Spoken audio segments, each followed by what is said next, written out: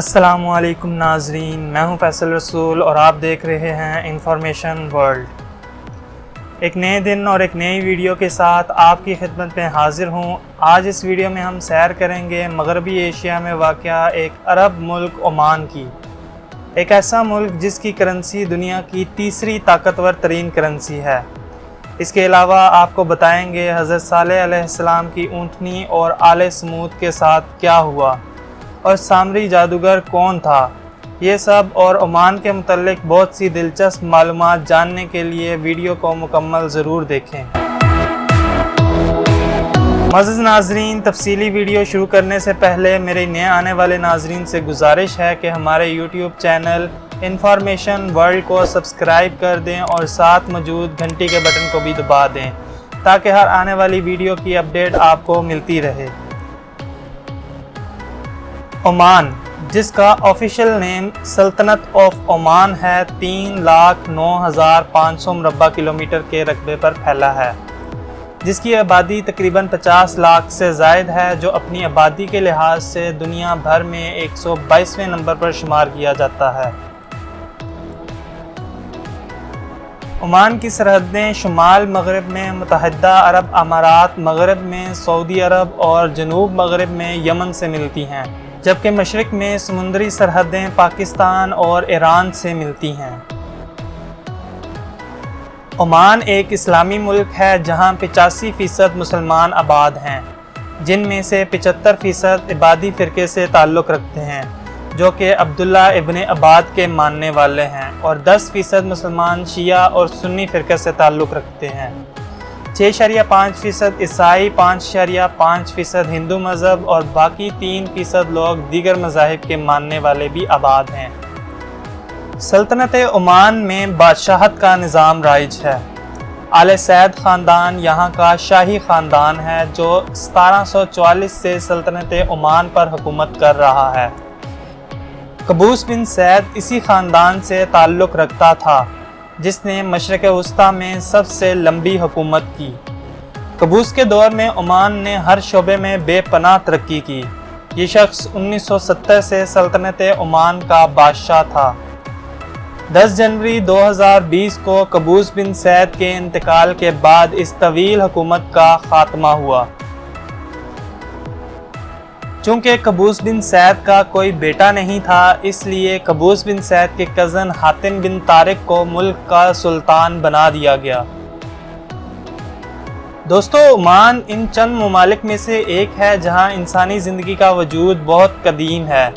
یہاں انسانی آبادکاری تقریباً 1,06,000 سال پرانی ہے۔ اس کے علاوہ عرب دنیا میں آزادی حاصل کرنے والا یہ پہلا ملک ہے۔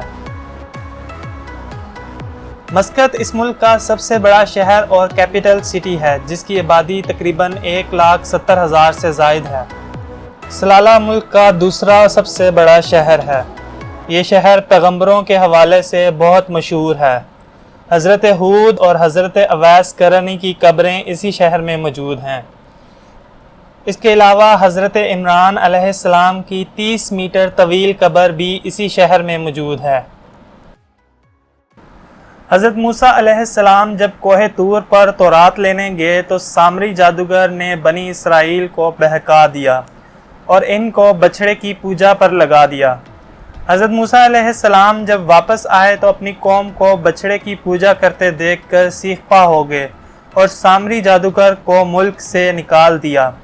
ملک سے دربدر ہونے کے بعد سامری عمان کے اسی شہر صلالہ میں آ گیا اور اپنا جادو کا قلعہ بنا کر لوگوں کو جادو سکھانے لگا۔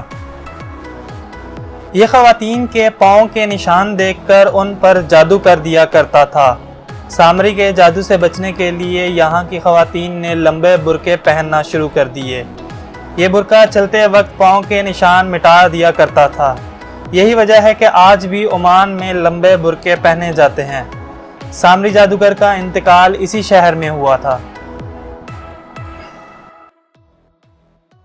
آل سمود کی طرف بھیجے گئے پیغمبر صالح علیہ السلام کی اونٹنی کے پاؤں کے نشان بھی اسی شہر صلالہ میں موجود ہیں۔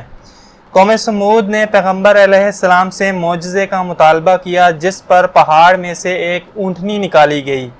حضرت صالح علیہ السلام نے اپنی قوم کو خبردار کیا کہ اس اونٹنی کو کوئی نقصان نہ پہنچائے، لیکن اس بدبخت قوم نے اس اونٹنی کو مار ڈالا، جس پر اللہ پاک نے قوم سمود پر عذاب نازل کیا اور یہ قوم صفحہ ہستی سے مٹ گئی۔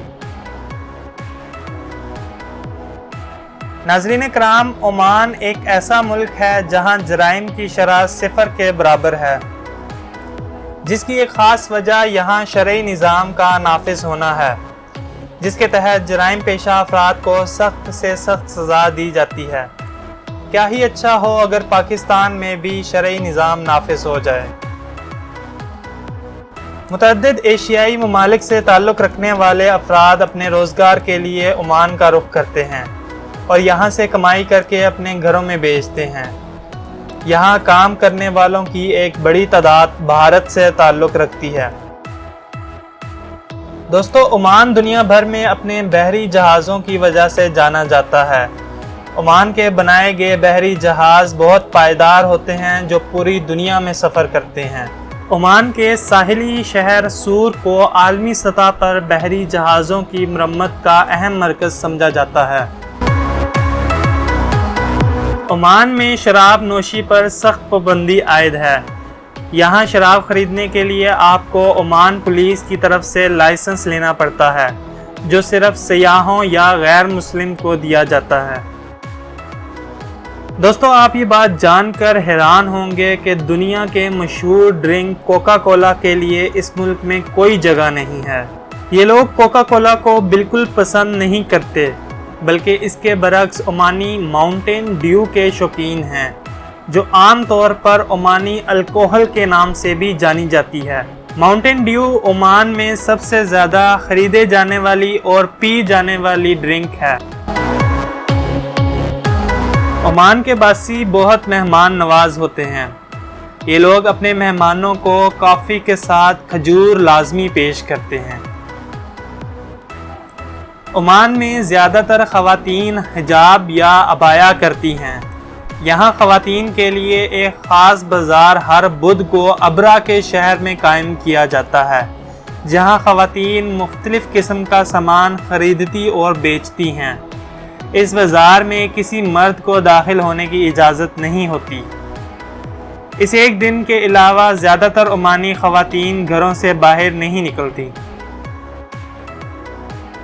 عمان میں ہر طرف آپ کو سفید رنگ کی عمارتیں نظر آئیں گی۔ اس کی وجہ یہ ہے کہ عمان میں اپنے گھر یا عمارت کو پینٹ کرتے ہوئے آپ کو حکومت سے اجازت لینی پڑتی ہے، جبکہ سفید پینٹ کرنے کے لیے کسی اجازت کی ضرورت نہیں ہوتی۔ اس ملک میں گاڑیوں کے غیر ضروری ہارن بجانے پر سخت پابندی عائد ہے۔ اگر کسی ٹریفک آفیسر نے آپ کو ایسا کرتے دیکھ لیا تو آپ کو بھاری جرمانہ ادا کرنا پڑے گا۔ یہی وجہ ہے کہ عمان میں سڑک پر چلتے ہوئے آپ کو گاڑیوں کے ہارن سنائی نہیں دیتے۔ دوستو، سبز کچھوے دنیا میں بہت کم پائے جاتے ہیں۔ یہ کچھوے شاید ہی دنیا میں کسی جگہ آپ کو نظر آئیں، لیکن عمان میں ہر سال راس الجنز ساحل پر سینکڑوں کی تعداد میں سبز کچھوے آتے ہیں اور ساحل پر اپنے انڈے دیتے ہیں۔ یہ کچھوے ساحل کی طرف آتے ہوئے نہایت دلکش منظر پیش کرتے ہیں۔